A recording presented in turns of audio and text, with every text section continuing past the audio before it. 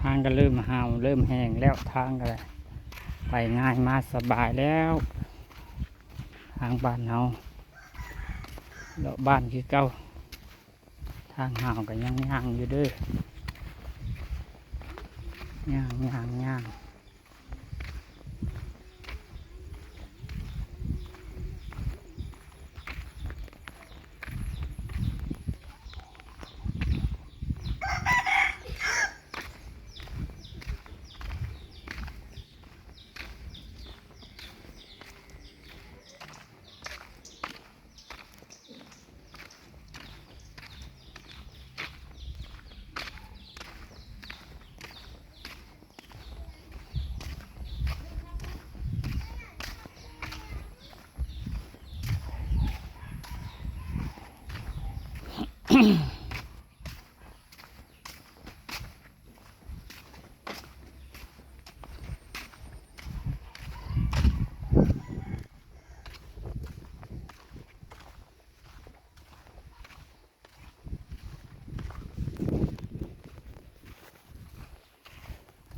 บ้านแล้วบ้าน